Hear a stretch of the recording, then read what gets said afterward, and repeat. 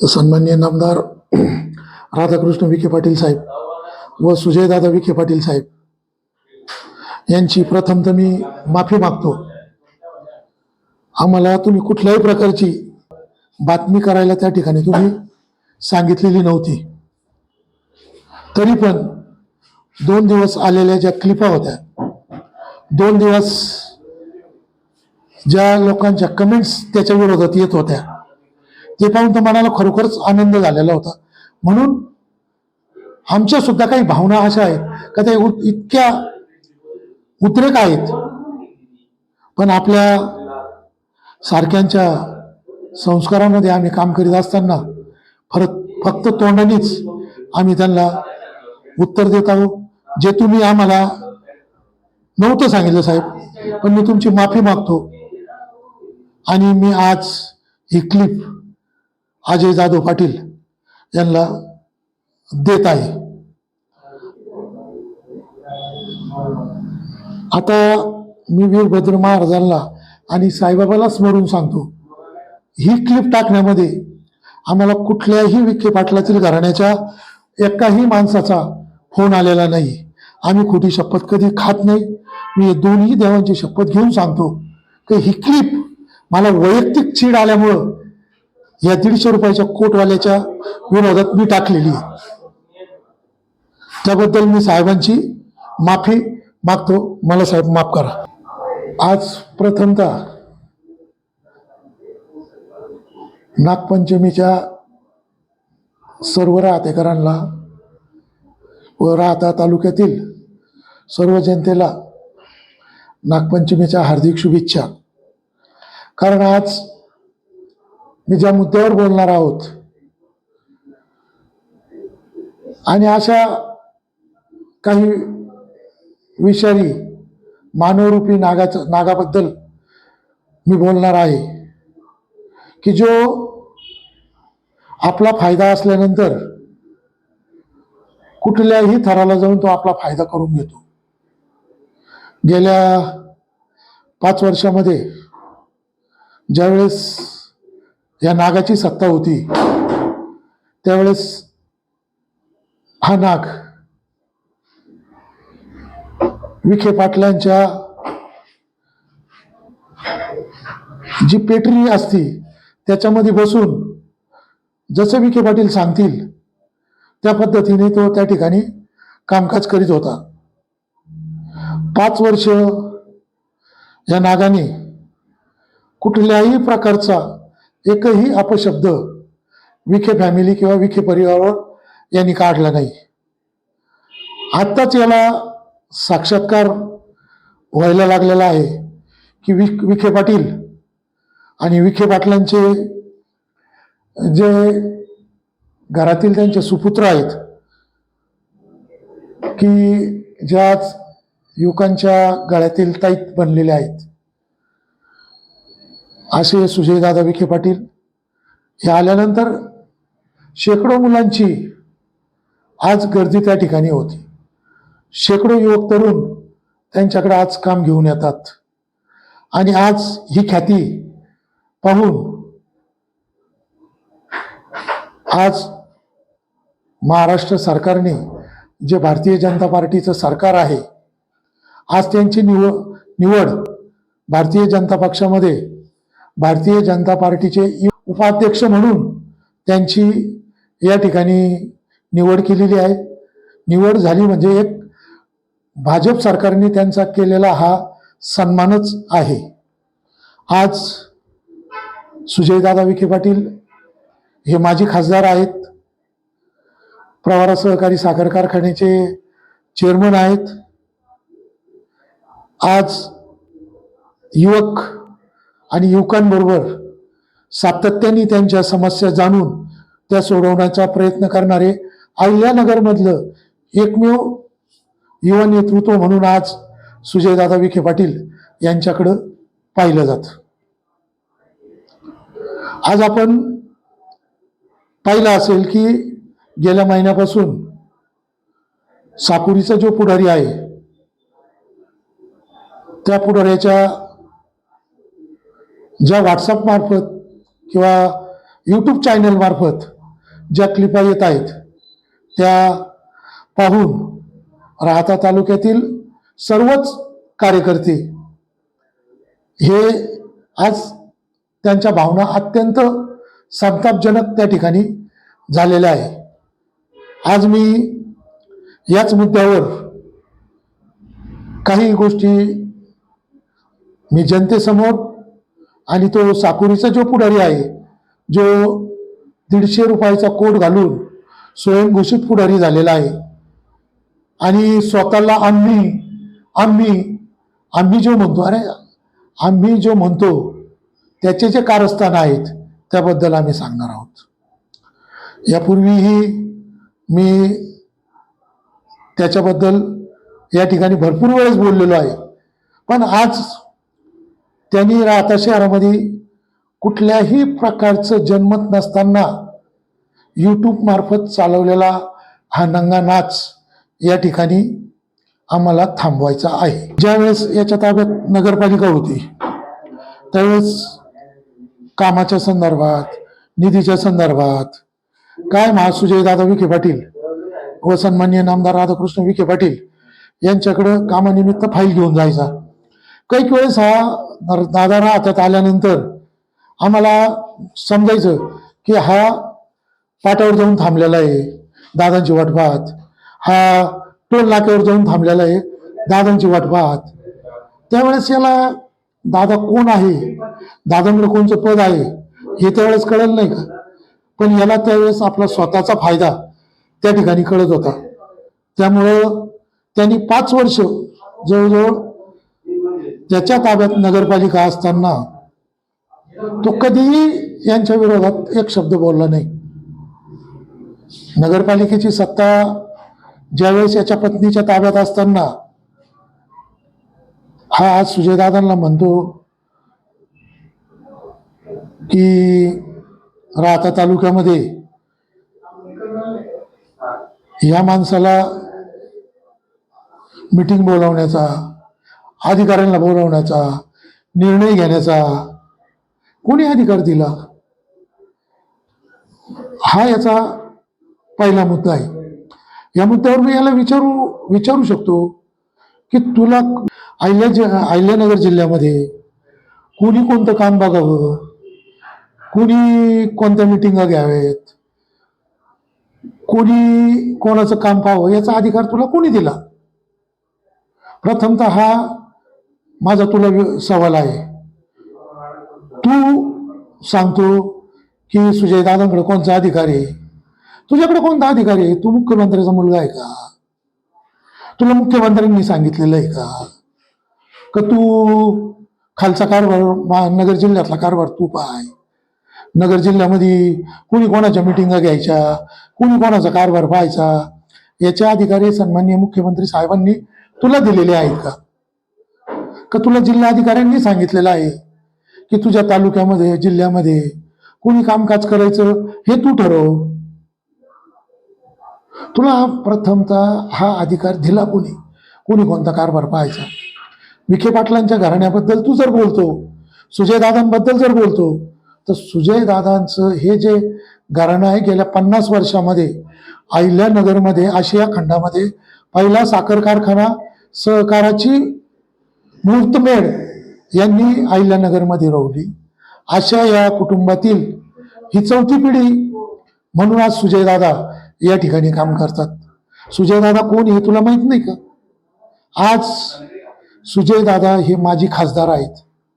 सुजयदादा हे प्रवरा सहकारी साखर कारखान्याचे चेअरमन आहेत आणि महाराष्ट्रातील भारतीय जनता पार्टीतील उपाध्यक्ष म्हणून भारतीय जनता पार्टीने त्यांची नेमणूक त्या ठिकाणी केलेली आहे. हे तुला माहित नाही का तुला ह्या गोष्टी स्वार्थापायी कळत नाही? आज आम्ही राहतात छाती ठोकपणे सांगू शकतो की राहता तालुक्यातला एकही माणूस तुझ्याकडे, किंवा गावातला, तालुक्यातला सोडाव, गावातला तुझ्याकडे एकही माणूस या ठिकाणी येत नाही. आज कुठल्याही प्रकारचं काम तुला राहिलेलं नाहीये. त्यामुळे ना तू वैफल्यग्रस्त होऊन हे जे विधान करीत आहे ना हे प्युअर तुझ्या बावळटपणाचं लक्षण हे लोकांच्या समोर तू आणत आहे. आज तू सांगतो का सुजयदादांना अधिकाऱ्यांना बोलवायचं काय संबंध, मीटिंगमध्ये घ्यायचा काय संबंध. अरे बाबा, तुला परत एकदा सांगतो की सुजयदादा विखे पाटील हे सन्माननीय नामदार राधाकृष्ण विखे पाटील जलसंपदा मंत्री यांचे सुपुत्र, त्यामुळं जनता त्यांना काम घेऊन जाते. याच्यामुळं भारतीय जनता पार्टीवर जे प्रेम आहे हे लोकांचं त्यामुळं वाढत आहे. भारतीय जनता पार्टीकडं पाहण्याचं लोकांच्या भावना, दृष्टिकोन या ठिकाणी बदलत आहे. पक्षासाठी सुजयदादा विखे पाटील हे अहोरात्र या ठिकाणी झटतात. आणि तू सांगतो की सुजयदादा विखे पाटलांना हा अधिकार कोणी दिला. तसं तर तू ही तक्रार जे आपल्या महाराष्ट्राचे भाजपचे प्रदेशाध्यक्ष आहे त्यांना विचारलं पाहिजे की सुजयदादांना तुम्ही हा अधिकार कसा दिला. एकच काय आमच्या तालुक्यात कामकाज पाहतात. हे तू एकदा पहिल्यांदा समजून घे. तुझ्या डोक्यात जो भ्रम झालेला आहे तो थोडासा काढून टाक. कार्यकर्ते शांत काय का आम्हाला दगड मारून, गटरीत दगड मारून आमच्या अंगावर शिंतोडे उडवायचे नाहीयेत म्हणून आम्ही शांत आहेत. आणि याच्या पूर्वीचा नगरपालिकेतला मी नगरसेवक असतानाचा अनुभव तुला आहेच. सातत्याने तू गर्व बघतो की सुजयदादा आल्यानंतर सगळे 2 नंबर धंदा करणारे लोक त्यांच्याजवळ जमा होतात, 2 नंबर व्यवसाय करणारे लोक त्यांच्याकडे ठराविक लोक जमा होतात. अरे बाबा, जरी समजा आम्ही कुठल्याही प्रकारचा धंदा करीत असलो तरी तो धंदा आम्ही प्रामाणिकपणे करतो ना. हे तू प्रथमतः लक्षात घे. आम्ही आमच्या पिढ्या आज 50 वर्षापासून विखे फॅमिलीशी, विखे कुटुंबियाशी आम्ही एकनिष्ठ आहोत. साहेब येऊ किंवा दादा येऊ, कोणीही त्यांच्या कुटुंबातील जर आलं तर ते एक आमच्या कुटुंबातील ज्येष्ठ व्यक्ती म्हणून आम्ही त्या ठिकाणी जमा होतो. कार्यकर्त्यांच्या गावातल्या अडीअडचणी आम्ही त्या ठिकाणी सोडवण्याचा प्रयत्न करतो. आणि आज तू त्यांच्यावर आरोप करतो की आज त्या ठिकाणी सातत्याने हेच लोक त्या ठिकाणी जमा होतात. तू आत्ताही नगरपालिकेमध्ये अनेक नगरसेवकांना आश्वासन देऊन त्यांच्या भावनेशी खेळून सत्ता मिळून स्वतः स्वीकृत नगरसेवक म्हणून त्या ठिकाणी गेला आणि आपल्या बायकोचा कारभार त्या ठिकाणी तू पाहायला सुरुवात केली. मग तुला तुझ्या बायकोचा कारभार पाहण्याचा अधिकार कोणी दिलेला होता? तुला शासनाने परिपत्रक काढलेलं होतं का तू तुझ्या बायकोचा कारभार त्या ठिकाणी पहा म्हणून? हा येऊन जाऊन आला का पोकळे अहो, पोकळेचा आणि दादाचा या ठिकाणी संबंध काय? पोकळेचं कामकाज पोकळे करतो. पोकळेने केलेली जी गुन्हेगारी असन, पोकळे त्याची शिक्षा जेलमध्ये भोगतोय. वारंवार तू त्या पोकळेचं नाव घेतो का पोकळेने मर्डर केला, त्यांनी काही घटना अशा केल्या.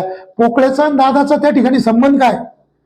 पोकळे आणि दादा त्या ठिकाणी कधी तुला असं वाटलं की दादांनी पोकळेची बाजू घेऊन पोलीस स्टेशनमध्ये एखाद्या पोलिसाला फोन केला आणि सांगितलं की पोकळेला यावेळेस तुम्ही हे करा? असं कधीच नाही. मूळ म्हणजे अहिल्यानगरमध्ये, पूर्ण अहिल्यानगरमध्ये चालू असलेला गुंडाराज, चालू असलेले दादागिऱ्या, चालू असलेले ठराविक लोकांच्या जी गुंडगिरी होती ती सन्माननीय सुजयदादा विखे पाटील यांनी जवळजवळ ती आज 80-90% मोडीत काढलेली. आणि तू त्यांच्यावर असे आरोप करतो. दुसरा मुद्दा येऊन जाऊन 498 कर्मचारी, 498 कर्मचाऱ्यांचं आम्ही पाठपुरावा केला. मग विखे पाटील हे 50 वर्षापासून मंत्रालयामध्ये काम करतात. संसदेमध्ये अधिवेशन चालू असताना ह्या लोकांच्या ज्या अडीअडचणी आहेत त्या कोण मांडतं? तू मंत्रालयामध्ये जातो का? अरे तू तर असा भुरटा आहे. तू पाहिलं विमानतळावर त्या दिवशी तुला कार्यकर्ते लुटून देत होते आणि तू पुढे मुख्यमंत्र्यांच्या शेजारी जात होता. तुझा एकच उद्योगधंदा आहे, मुख्यमंत्री येऊ शिर्डीला, कुठला केंद्रीय मंत्री येऊ, 1-2 कार्यकर्ते घ्यायचे, एखादं निवेदन तयार करायचं, ते द्यायचं, फोटो काढायचा आणि इकडं पत्रकारांना देऊन टाकायचं. झालं का तुझं काम? अरे अशाने प्रश्न सुटत असतात का? अशाने 498 कर्मचाऱ्यांचे प्रश्न मार्गी लागणार आहे का? प्रश्न मार्गी यापूर्वीच लागलेले असतात, पण कर्मचाऱ्यांचे आपसातील असलेले वाद हे आज हायकोर्टामध्ये चालू असल्यामुळे तो प्रश्न त्या ठिकाणी आज प्रलंबित राहिलेला आहे. आणि तो प्रश्न सुद्धा येत्या थोड्याच दिवसात सन्माननीय नामदार राधाकृष्ण विखे पाटील व सन्माननीय मुख्यमंत्री साहेब देवेंद्र फडणवीस साहेब हा प्रश्न त्या ठिकाणी 100% सोडवतील असं आश्वासन कामगारांना मागच्या महिन्यामध्ये जे कामगारांचं शिष्टमंडळ गेलेलं होतं त्याला दिलेलं आहे. म्हणून तुझं काम काय झालं पोकळे, काय झालं कामगार आणि आम्ही. अरे तू क्लिप मध्ये बोलताना मला खरोखर तुझी किव येते बुद्धीची. कोलारच्या पुलाचं काम मी केलं नाही. कोलारच्या व्यापाऱ्यांच्या अडचणी होत्या. 2 नंबर हे रस्त्याच्या कामासंदर्भात मी गडकरी साहेबांना भेटलो. निळवंड्याची बैठक मी घेतली. अरे तू आहे कोण? मूळ म्हणजे दरवेळेस दर पक्षाच्या विरोधात गद्दारी करणारा तू माणूस आहे. यावेळेस सुद्धा तू महाविकास आघाडीला पाठिंबा दिला. भाजपचं काम सोडून त्या लोकांच्या प्रचारासाठी तू भाजपचं पॅनल काढण्यासाठी त्या ठिकाणी अहोरात्र पळाला. जनतेने तुला ओळखलेलं आहे. ज्या जनतेने तुला भाजपच्या तिकिटावर निवडून दिलेलं होतं त्याच लोकांनी तुला प्रचाराला गेल्यानंतर प्रश्न विचारलेला आहे की हे बरोबर आहे का, तुम्हाला हे शोभतं का? आणि भाजप सोडून तू महाविकास आघाडीचा प्रचार करतो आणि तुझी कोणती एकनिष्ठता चालली रे वाया? तू मागच्या क्लिपमध्ये म्हटला होता की मी भाजपचा एकनिष्ठ आहे. सूर्यकांत पाटील वाढ यांच्या काळामध्ये मी काम करीत होतो. पण तुला ते आठवतं? मला आठवतंय. सूर्यकांत पाटील वाढ यांनी तुला घरातून हाकलून दिलेलं आहे. याचं कारण तुला माहिती आहे का? तुझी खंडीखोर वृत्ती त्यावेळेस सुद्धा होती. सख्या चुलत्याच्या पेट्रोल पंपावरती तू 25 लाख रुपये खंडी मागितली होती. तुम्ही मला 25 लाख रुपये द्या, नाहीतर मी तुमच्या खोट्या तक्रारी करून तुमच्या पेट्रोल पंपाचं लायसन मी त्या ठिकाणी कॅन्सल करीन. ही गोष्ट ज्यावेळेस स्वर्गीय सूर्यकांत पाटील वाढणे यांच्या लक्षात आली, त्यांच्याकडे तक्रारी गेल्या, त्यावेळेस तुझी भाजपमधून सुट्टी झाली आणि तुला भाजपमधून त्यावेळेस काढण्यात आलं. आणि तू काय सांगतो मी एकनिष्ठ आहे भाजप बरोबर? अरे तू किती पक्ष बदलले? तू काँग्रेसमध्ये गेला, शिवसेनेत गेला, तू राष्ट्रवादीमध्ये गेला, हा, आणि परत वरून आता बीजेपीची सत्ता आल्यानंतर परत बीजेपी मध्ये तू आला. आणि तू काय सांगतो साहेबांना की सगळे पक्ष बदलून तुम्ही इथं आलात? एक लक्षात घ्या, नगर जिल्ह्यामध्ये आज पूर्ण आदराने विखे फॅमिलीचं नाव घेतलं जातं आणि तुझी लायकी, तू तुझ्या लायकीप्रमाणे बोलतो रे. अरे तुऱ्याची भाषा वापरतो तू. एवढा मोठा झाला का?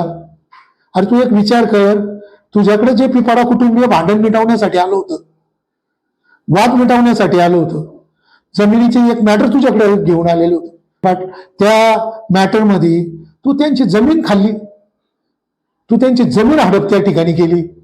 आज तसं पाहिलं असं तर पिपाडा फॅमिली अजूनही राहतामध्ये तुम्ही त्या ठिकाणी जाऊन पिपाडा कुटुंबियांची तुम्ही एकदा भेट घ्या, त्यांचे विचार ऐका आणि हा कशा पद्धतीचा माणूस आहे हे तुम्ही ओळखून घ्या. अरे काय बोलतो, निवडण्यासाठी आम्ही परिषद घेतली. अरे तुला लाज वाटली पाहिजे असं बोलायला. हा, आज जलसंपदा मंत्री ज्यावेळेस झाले त्यावेळेस प्रथमतः त्यांनी निळवंडे धरणाचं काम पहिलं त्या ठिकाणी घेतलं. निळवंडे धरणाचं काम घेतल्यानंतर निळवंडे धरणासाठी लागणारा निधी सन्माननीय मुख्यमंत्री देवेंद्र फडणवीस साहेब, बावनकुळे साहेब, अर्थमंत्री स्वर्गीय अजितदादा पवार यांच्याकडून त्यांनी तो त्या ठिकाणी मंजूर करून घेतला आणि आज खऱ्या अर्थाने निळवंडे धरणाचं काम पूर्ण होऊन खेडोपाडी निळवंडे धरणाचं काम पूर्ण झालेलं आहे. आज 50 वर्षाच्या प्रतीक्षेनंतर त्या ठिकाणी आज खेडोपाडी पाणी गेलेलं आहे. तुम्ही वरच्या आमच्या ड्राय भागामध्ये जाऊन पहा. आता ड्राय भाग म्हणणार नाही, वरच्या बागायती एरियामध्ये जाऊन पहा की आज पाणी आल्यामुळं त्यांचं त्या ठिकाणची परिस्थिती कशी त्या ठिकाणी बदललेली आहे, कशा प्रकारे त्यांनी त्या ठिकाणी त्यांचा प्रपंच असतील, त्यांचं कुटुंब असेल, त्यांच्या पिढ्या असतील, या कशा सुखी झालेल्या आहे आणि कोणामुळे झालेल्या आहे याची प्रतिक्रिया तुम्ही त्या लोकांकडून जाणून घ्या. आणि तू अशा कुटुंबियांना स्वतःच नसलेलं अस्तित्व दाखवण्यासाठी तू काही पण आरोप करतो. अरे थोडी शरम तू धर. तू विखे पाटलांमुळे जिवंत राहिलं ना आता नगरपालिकेमध्ये. विखे पाटलांमुळे तुला काम करता आलं. तुझ्या बरोबर तू आणि तुझी बायको सोडून दुसरं कोणीच राहिलेलं नव्हतं. तुला याचा अनुभव आलेला होता ना. विखे पाटलांच्या एका इशाऱ्यावर सगळे नगरसेवक सहलीला निघून गेले होते. परत तू विखे पाटलांच्या पाया पडायला गेला आणि सत्ता भोगली. आणि काय बोलतो तू वर नागं करून? हा, घरामध्ये बसून गप्पा गोष्टी करतो. एक माणूस तरी तुझ्याकडे तक्रार घेऊन येतो. सामाजिक दृष्ट्या समाजामध्ये आज तुझी काय पत आहे हे तुला पण माहिती आहे. एकही माणूस तुला स्वीकारायला तयार नाहीये. त्याच्यामुळं तुझ्या आहे ना त्या रिकाम्या खोपडीमध्ये जो ब्रेन ट्यूमर झालेला आहे ना त्याला थोडीशी चालना दे आणि हे आरोप करायचे बंद कर. तुला राहता तालुक्यामधला विकास कधीच दिसणार नाही, कारण आता तुझा फायदा राहिला नाही ना. तुला कोर्टाचं झालेलं काम दिसणार नाही, तुला तहसीलचं काम दिसणार नाही, तुला चालू असलेलं पोलीस स्टेशनचं काम दिसणार नाही, तुला पंचायत समितीचं काम दिसणार नाही, तुला MIDCचं काम दिसणार नाही, तुला शिर्डीमध्ये चालू असलेल्या सुधारणांचं काम दिसणार नाही. विविध कामांसाठी साहेबांनी गोरगरिबांसाठी मंजूर करून आणलेल्या योजना तुला दिसणार नाही. सातत्याने आलं का पोकळे 498 कर्मचारी आणि आम्ही. अरे तू कोण आहे आम्ही म्हणणारा? तुझी लायकी तरी कमी के पाटलांविरोधात बोलायची? हा, तू म्हणतो 13व्या फेरीपर्यंत मी पुढे होतो, तो एक अपघात होता पण ते देवाला मान्य नव्हतं. आणि त्याच्यानंतरच्या निवडणुकीमध्ये तू स्वतः उभा राहिला होता. जनतेने तुझी जागा दाखवून दिली. 1450 मतं तुला पडले. जैन समाजाचे वास्तविक पाहता 15 ते 20,000 मतदान ह्या शिर्डी मतदारसंघामध्ये आहे आणि तुला अवघे 1450 मतं पडले. म्हणजे समाजाने सुद्धा तुला नाकारलेला एक स्वयंघोषित पुढारी तू. पिपाडा कुटुंबियांची तुझी जमीन हडप केलेली आहे. तू हे लक्षात घे. आज तुझ्या या कृतीमुळं ते पिपाडा कुटुंबीय आज देशोधडीला लागलेला आहे. आज त्यांच्या घरामध्ये धान्य किंवा अन्न 2 वेळचं अन्न खाण्याची सुद्धा परिस्थिती त्यांची राहिलेली. इतका तळतळाट तू त्या पिपाडा कुटुंबियाचा घेतलेला आहे. आणि आज या 3-4 दिवसापूर्वीच माझ्याकडे एक भणगेचं प्रकरण आलेलं आहे. त्या भणगेची तुझ्या शेजारी त्या तुझे प्लॉट त्या पिपाडाचा खाल्लेला आहे. त्या पिपाडाच्या प्लॉट शेजारी त्या भणगेचा प्लॉट आहे. भणगेच्या प्लॉटमध्ये जाऊन तू रात्रीतून त्या ठिकाणी त्याच्या 7-8 गुंठ्यामध्ये अतिक्रमण केलं. अतिक्रमण करून तू स्वतः जाऊन रात्रीतून तिथं काही कामगार घेऊन तू खांब लावले त्यांच्या जागेत आणि आज त्यांना तू दम देऊ राहिला ती जागा माझी म्हणून. ते पिपळा जेव्हा बोलत होते त्याच्या क्लिप व्हायरल होताना एक मुद्दा त्यांनी असं घातला होता की सुजय विखे पाटील लिमोनो रुग्ण झाले, त्यांना उपचाराची गरज, त्याविषयी का? अरे बाबा बोल, म्हणजे सुजय दादांनी वारंवार सांगितलेलं आहे. त्यांनी विदेशामधून मेंदू रोगतज्ञ म्हणून त्या ठिकाणी डिग्री मिळवलेली आहे. भारतामध्ये जे 2-5 डॉक्टर आहेत मेंदूचं ऑपरेशन करणारे, त्यापैकी सुजयदादा विखे पाटील यांचा त्या 5 मध्ये नंबर लागतो. असं त्यांचं क्वालिफिकेशन त्या ठिकाणी आहे. आणि तुला आठवत असेल की केलवड येथील एक त्या 2 महिन्याच्या मुलीचा ब्रेनचं ऑपरेशन हे विळद घाटातील हॉस्पिटलमध्ये सुजयदादा विखे पाटील यांनी स्वतः करून ते ठिकाणी ते ऑपरेशन सक्सेस होऊन त्या मुलीला त्यावेळेस जीवदान मिळालेलं आहे.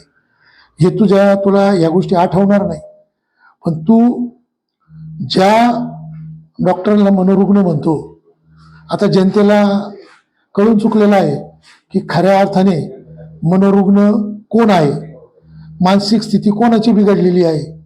पूर्वी 2-5 वर्षापूर्वी डोक्यात ब्रेन ट्यूमर कोणाला झालेला होता आणि त्या झटक्यातून आपण अजूनही सावरलेलो नाहीये.